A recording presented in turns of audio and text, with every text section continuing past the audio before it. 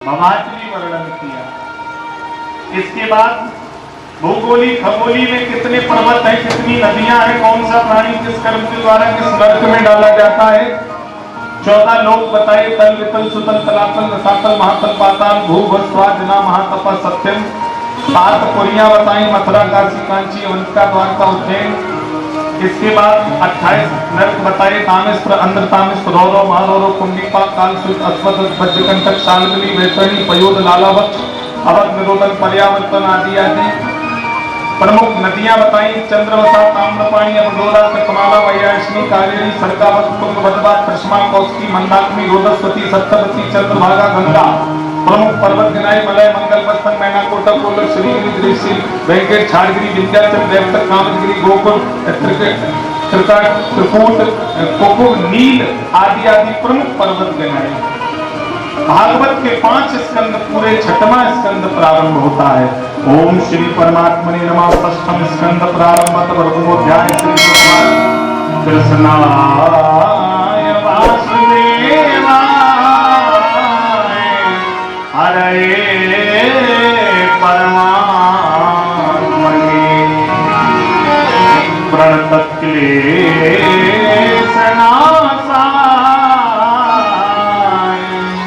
श्री कृष्णाय वयम्। 6वें स्कंद के दूसरे अध्याय के प्रथम श्लोक में वर्णन किया। कान्न कुवजे तुजा कश्चित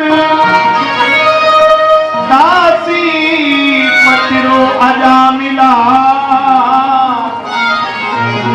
नामना नष्ट सदाचार्या दास्या संसर्ग दूषिता।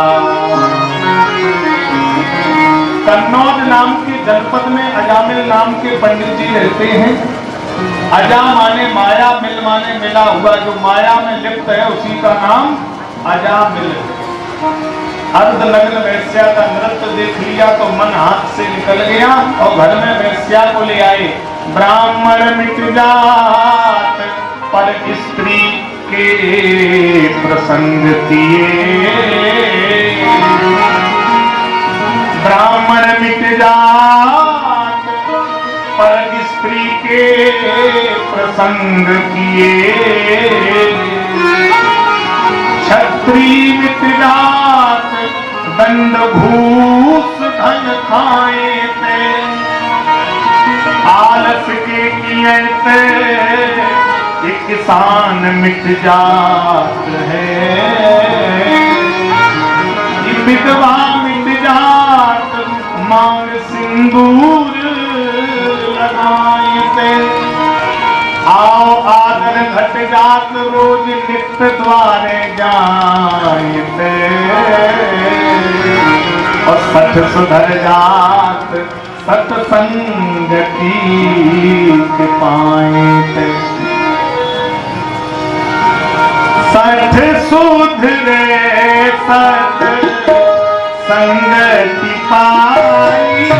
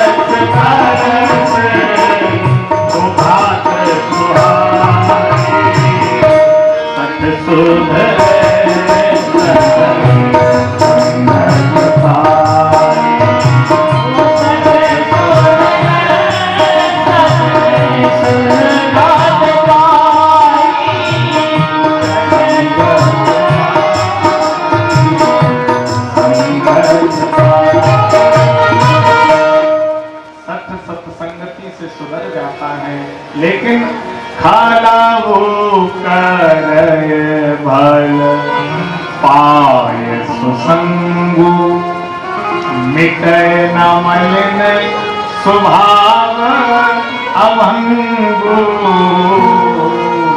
सठ तो सुधर जाता है लेकिन खल खल नहीं सुधरता। गोस्वामी जी कह रहे खल कितना ही सत्संग करे, जाता कभी स्वभाव न खल का, वो नहीं सुधरेगा। क्योंकि खल में क्षणिक भाव है और सठ में स्थायी भाव है। सठ कौन है? सठ पहले तो सुधरेगा नहीं, और सुधरेगा तो फिर कभी बिगड़ेगा नहीं। और खल कौन है? बोले जितनी देर कथा हुई उतनी देर तो सुधरेगा, और घर जाते ही फिर वैसा ही का वैसा। ऐसा व्यक्ति कौन है? खल है, खल।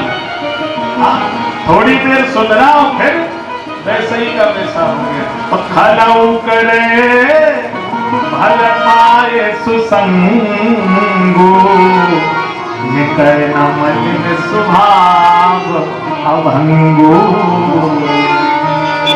अब इनके घर 4 महात्मा आए। वैसे पूर्व जन्म में भगवान की भक्त थी, वैसे महात्माओं की सेवा की। महात्माओं को पता लगा ये निकृष्ट ब्राह्मण है, जल भी नहीं पिएंगे, वैसे से कहा तुमने जाने अनजाने में हमारी सेवा की है, तुम्हें आशीर्वाद देते हैं, तुम्हारे घर में जो बच्चा हो उसका नाम तुम नारायण रख लेना। बच्चों के हमेशा धार्मिक नाम रखने चाहिए। कथा संदेश दे रही है।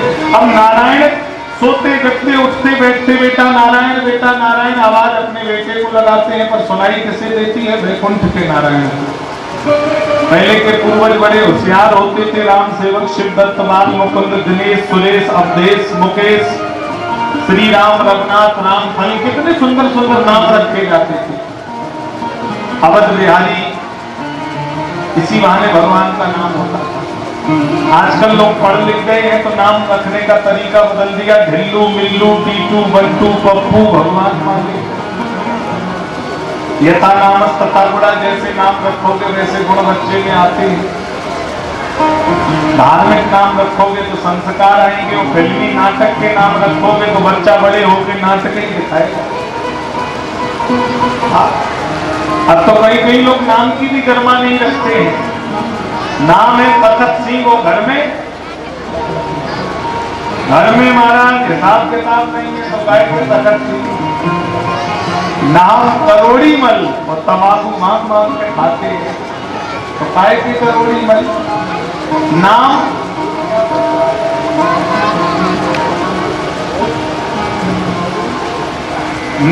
लज्जावती और तिराहे पे मुंह खोल के खड़ी तो काय की लज्जावती। नाम की तो गरिमा हो। अब अजामिल हो गए 80 के और नारायण हो गया 20 वर्ष का। यमदूत तदा प्राप्त सर्वेक्षण। 3 यम के दूत आए अजामिल को लेने। कितने आते हैं? भागवत में लिखा है 3 यमदूत आते हैं। एक छाती पे प्राण खींचता है, एक डंडा लेके धमकाता और एक रखवाली करता है। भगवान के विष्णु दूत जब आते हैं तो 2 आते हैं, पीतांबरी पहन के, चंदन माथे पे लगा होगा। यमदूत 3, विष्णु दूत 2, ऐसा भागवत में वर्णन है। अब ज्यादा हम विस्तार से इसलिए नहीं बताएंगे, अपने अपने आए तो खुद ही देख लेना। अजामिल ने आवाज लगाई, किसे? अपने बेटे को। नारायण हो नारायण, ओ नारायण ले बचा हमें, ओ नारायण ले बचा हमें, ओ नारायण ले बचा हमें। काले काले दूत हमें बेटा दर पाए जाते हैं। नारायण ले बचा हमें, ओ नारायण ले बचा हमें, ओ नारायण ले बचा हमें, ओ नारायण ले बचा हमें। आवाज अपने नारायण को लगाई पर सुनाई वैकुंठ के नारायण को दी। भगवान ने पार्षदों को भेजा।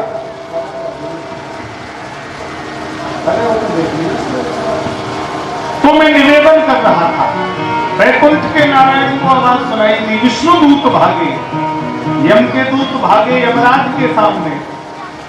आज हम गए थे अजामिल अघी को लेन, और पहुंचे तो विष्णु दूत हमको डर पावनी। यमराज से कहा, जब यम के दूत को लेने गए थे, महाराज विष्णु दूत वहां आ गए। यमराज बोले, जिसे तुम लेने गए थे वो कुछ कह रहा था? बोले, हाँ कह तो रहा था, नारायण नारायण कह रहा था। अरे आज तुम वहां बच भी गए, आज के बाद 1 किलोमीटर से भी मत जाना।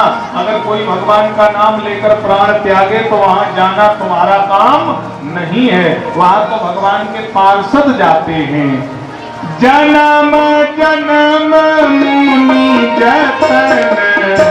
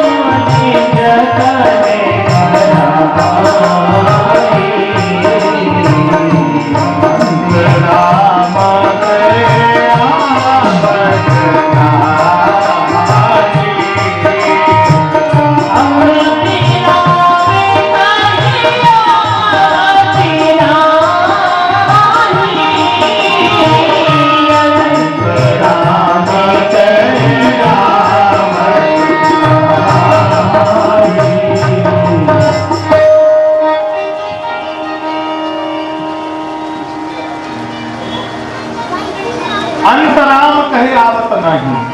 हाँ, तो अंतिम समय भगवान का नाम मुख से निकल जाए तो सहज कल्याण हो जाता है। राम एक तापस प्रियतारी, नाम कोट खल कुमति सुधारी, नाम कोट खल कुमति सुधारी। केवल नारायण नाम रखने से ही अजामिल का कल्याण हो गया। इसके बाद इंद्र को ब्रह्म हत्या लग गई। ब्रह्म हत्या 4 भाग में इंद्र ने बांटी है, पृथ्वी, जल, वृक्ष और माताएं। पृथ्वी में जो ऊसर भूमि है ब्रह्म हत्या का श्राप है। वरदान ये दिया कि तुम्हें जितना खोदा जाएगा अपने आप गड्ढा भर जाएगा। जल में जो फेना निकलता है ये ब्रह्म हत्या का श्राप है। वरदान ये दिया, बहते हुए जल को कभी अपवित्र नहीं माना जाएगा। वृक्षों में जो गोद निकलता है ये ब्रह्म हत्या का श्राप है। वरदान ये दिया, तुम्हें जहां से काटा जाएगा नया अंकुरण वहीं से पैदा हो जाएगा। माताओं में मासिक धर्म में अपवित्रता आती है, ये ब्रह्म हत्या का श्राप है। वरदान ये दिया, जब तुम्हें ब्रह्म हत्या का दर्शन होगा तो वंश की वृद्धि होगी। 4 भाग में ब्रह्म हत्या बांट दी गई। इसके बाद महात्मा दधीच की हड्डियों से 3.5 शस्त्र बनाए हैं विश्वकर्मा ने। इंद्र को महात्मा दधीच की हड्डी लेने के लिए भेजा गया। पत्नी सुवर्चा निकल कर आई, इंद्र क्या बात है? बोले, मुझे महात्मा दधीच की हड्डियां चाहिए। सुवर्चा गाली देने लगी, तुझे शर्म नहीं आती, मेरे जीवित पति की हड्डियां मांगता है। महात्मा दधीच निकल करके आए और सुवर्चा से कहा, सुवर्चा नाराज मत होना, हाथी के दांतन के खिलौना बने भांति भांति, मृग की खाल मृग छाला काम आई है, और सांवर की खाल ओढ़त सिपाही लोग, और सिंह की खाल बसिव शंकर मन भाई है। बकरी की खाल के मृदंग बने भांति भांति, लेकिन मानव की देह हरि भजन बिना कौनो काम नहीं आई है। सुवर्चा से कहा, तुम भीतर चलेगा। सुवर्चा कुटिया में गई, सुरभि गाय से अपने शरीर को चटवाया, पांजर रह गई।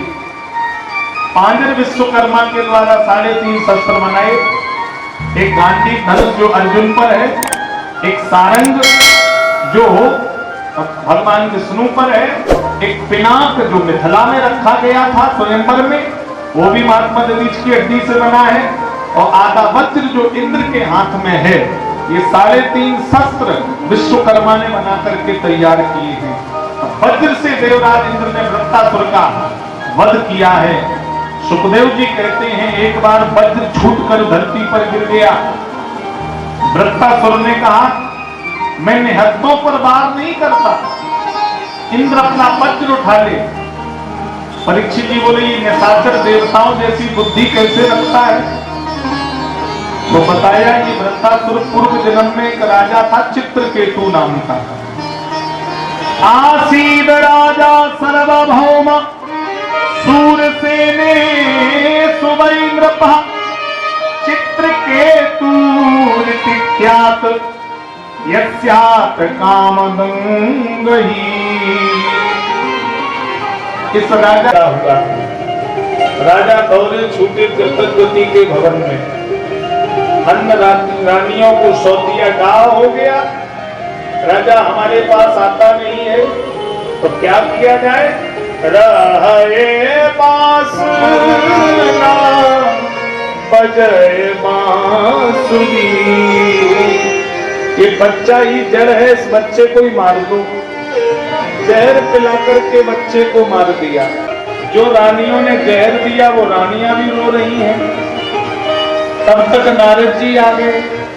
नारद जी से चित्रकेतु ने कहा इतने दिन के लिए दिया था तो क्यों दिया था? नारद जी बोले सुनो, तुम पूर्व जन्म में एक राजा के पुत्र थे। एक फल में 1 करोड़ चींटियां रस चूसने में लगी थी। वो फल तुमने 1 करोड़ चींटियों के बीच से उठा करके खा लिया था। तो वो 1 करोड़ चींटियां आज 1 करोड़ रानी बनी है। जैसे तुमने उनका फल उठाकर खा लिया था, आज उन्होंने तुम्हारा पुत्र रूपी फल उठा करके खा लिया। हिसाब था वो यहाँ बराबर हो गया। इतनी बात सुनते ही चित्रकेतु को वैराग्य हो गया। कस्मिन जन्म मही मह्यम पितरो मातरो भवान। यहाँ कोई किसी का नहीं है। कितने जन्म में तुम्हारा पुत्र तुम्हारा पिता बना होगा और कितने जन्म में तुम अपने पुत्र के पिता बने होगे। ये तो कर्म भूमि है। तो महाराज ये वन में तपस्या करने चला गया। रास्ते में भोले बाबा मैया पार्वती के साथ विहार कर रहे थे तो ये छिप करके देखने लगा। पार्वती जी ने श्राप दे दिया, जा राक्षस हो जा। चरणों में गिरा तो शंकर जी बोले अब राक्षस तो बनोगे, लेकिन मेरे पुत्र के समान मेरे भक्त महात्मा दधीच की हड्डियों से देवराज इंद्र के हाथों तुम्हारा कल्याण किया जाएगा। तब उस वज्र से वृत्तासुर का वध किया गया। बोलो भक्त वत्सल भगवान की जय। भागवत के 6 स्कंद पूरे, 7वां स्कंद प्रारंभ होता है। ओम श्री परमात्मने नमः। 7वां स्कंद प्रारंभ। अत प्रथमोध्याय श्री सुखवाद। कृष्णाय वासुदेवाय हरे परमात्मने प्रणतक्लेशनाशाय गोविंदाय नमो नमः।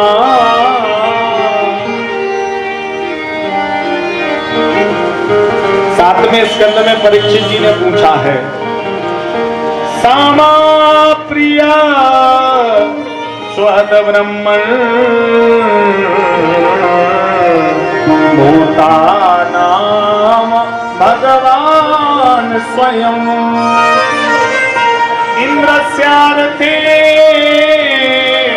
कथम दैत्यम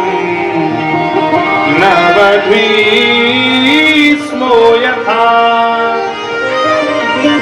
भगवान दैत्य देवताओं पर समान कृपा करते हैं या कम ज्यादा?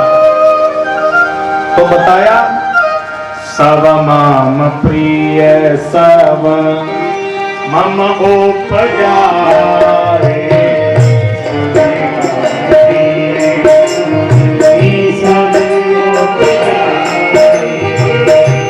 सबते अधिक मनुज मोह भाई। सबते अधिक मनुज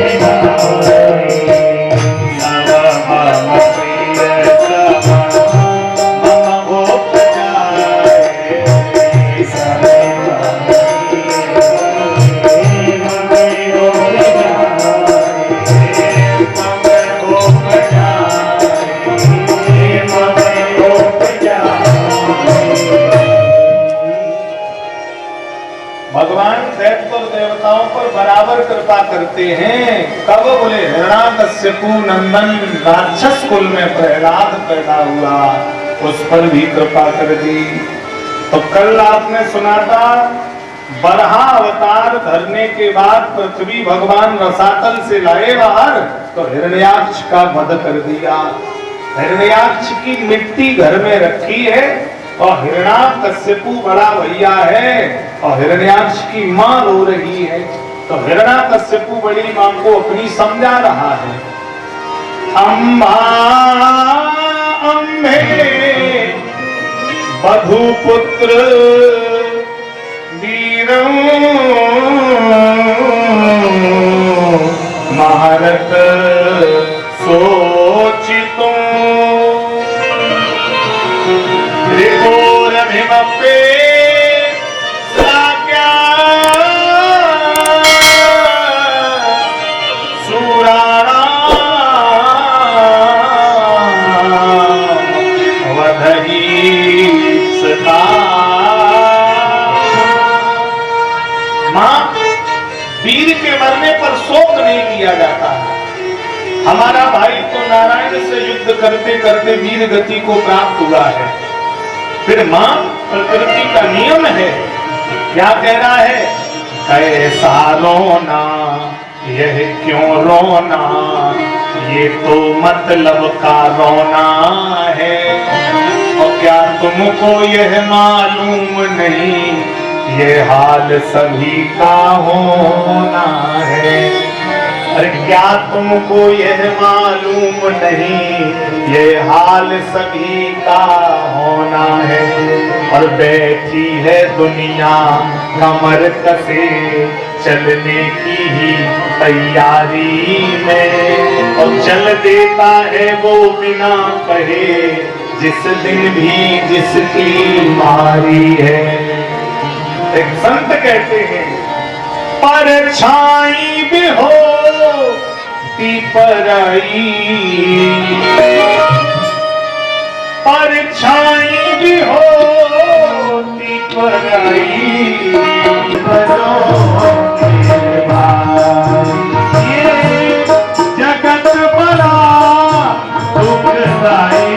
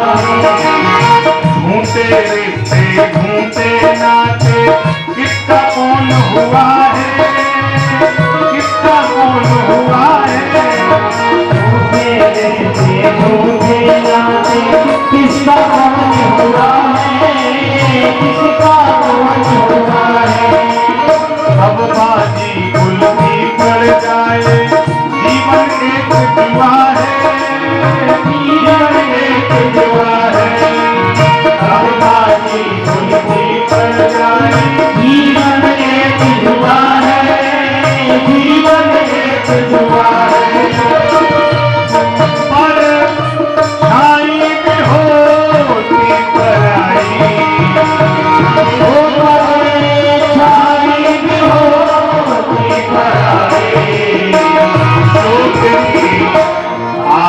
तजो मेरे भाई, सुख की आस तजो मेरे भाई।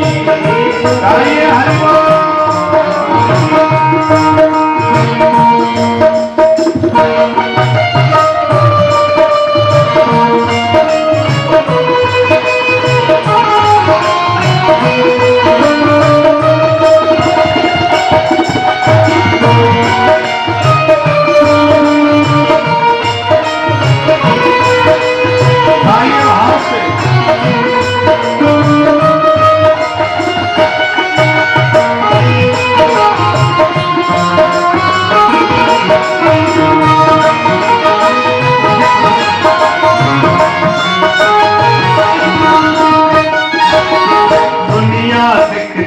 नहीं है लेकिन खेल पुराने चलते, खेल पुराने चलते। दुनिया दिखती नहीं है लेकिन खेल पुराने चलते, खेल पुराने चलते। दोहराता इतिहास स्वयं को केवल पात्र बदलते, केवल पात्र बदलते। केवल पात्र बदलते, केवल पात्र बदलते। रीत यही चली आई, ओ बबेरी के यही चली आई। सुख की आस तजो मेरे भाई, सुख की आस तजो मेरे भाई, आस तजो मेरे भाई, सुख की आस तजो मेरे भाई। ताली बजाते हो हरि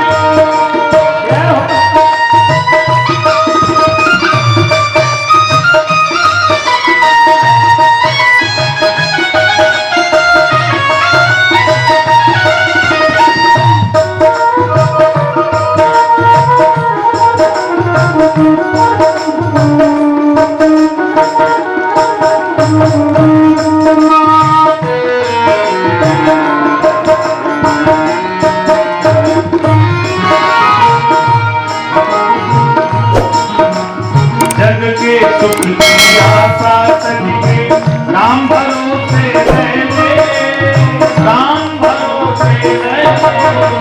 जग के सुख की आशा सजगे, राम भरोसे